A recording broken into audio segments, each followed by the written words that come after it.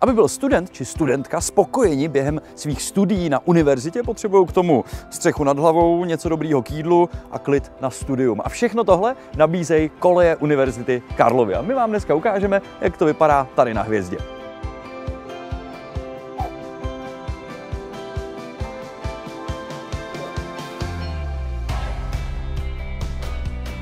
My dneska natáčíme na té nejlegendárnější koleji, kterou Karlovka má na Hvězdě, ale kolejí má samozřejmě po Praze plno a nejen po Praze, ale i v Plzni a v Hradci Králové. Tady na koleji Hvězda bydlí víc než 1000 studentů a studentek. Půlka je z České republiky a ta druhá je z celého světa. Z každého kontinentu tady narazíte na nějakého studenta nebo studentku. Je to takový malý mezinárodní město. Mimochodem mají tady i speciální kolej pro manžele a fakulta se jim skutečně snaží pomáhat, protože nejen ta kolej pro manžele, ale vedle ní je i školka, aby se někdo staral o jejich děti, mezi tím, co oni se věnují studiu. Variant ubytování na koleji Hvězda je plno, včetně takovýhle, což je garzonka, kde máte i vlastní kuchyň a takovýhle parádní pokoj s větší televizí, než mám doma. A teda s parádním výhledem.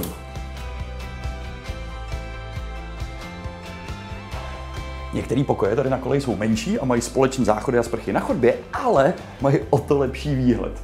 Jako sorry, ale bydlet na koleji s výhledem na Pražský hrad? Z koleje Hvězda jsme si odskočili jenom kousek vedle na kolej Kajetánka, kde mají taky nádherný zrekonstruovaný pokoje. A když jsme na Hvězdě zmiňovali krásný výhledy, tak to jsme nevěděli, co nás čeká tady. Hradu ještě blíž a ještě o něco vejš. Všechny koleje si mimochodem můžete projít virtuálně. Stačí skočit na tuhle adresu. My vám ukazujeme hodně zrekonstruovaných pokojů, nicméně některý ta rekonstrukce a modernizace teprve čeká.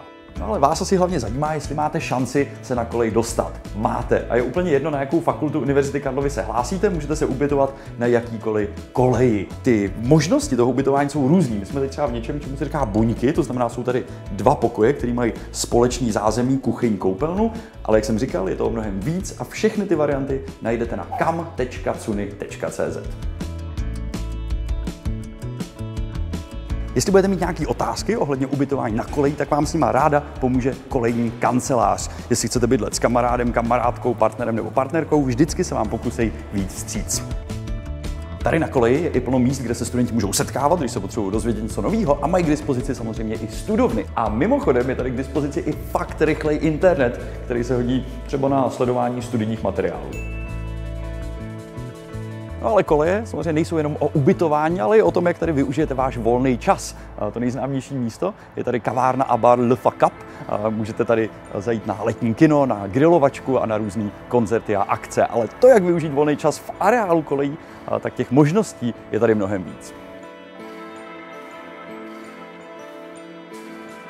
I přesto, že stanice metra je vlastně jenom 5 minut pěšky, tak plno studentů jezdí na kolech a mají tady v kolárně. A mimochodem, někdo tady má i lyže.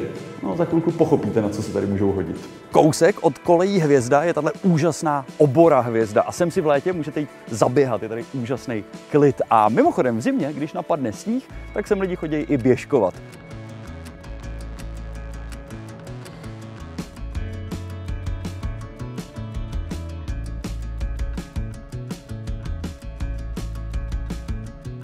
No a teď ta část, na kterou jsem se nejvíc těšil, a to je oběd v místní menze. Hlavní jídlo, polívka i pití, jednoduše se vejdete jako studenti do 100 korun. Tak na zdraví a dobrou chuť.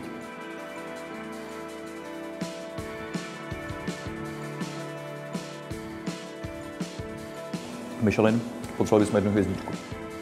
No, tohle teda bylo skvělý, ale tohle není jediný místo, kde si v rámci Univerzity Karlovy jako studenti můžete dát jídlo. Těch menz je po celé Praze mnohem víc, některý jsou i v samotném centru Prahy a dokonce Univerzita Karlova má svůj vlastní food truck, se kterým objíždí různé akce. Já jsem o víkendu zkusil jejich burger a ten teda byl úžasný. Mimochodem koleje Univerzity Karlovy jsou dobře situovaný a když nejsou v samotném centru města, tak jsou často u jiných kolejí, konkrétně metrokolejí a odsud jste za 10 minut v centru na Staromáku. Během dnešního natáčení jsme narazili na plno studentů a studentek Univerzity Karlovy a o kolejích a menzách pěli jenom slova chvály. Tak já doufám, že i vy se přihlásíte na Karlovku a váš čas na ní strávený si patřičně užijete. Do té doby se mějte fajn.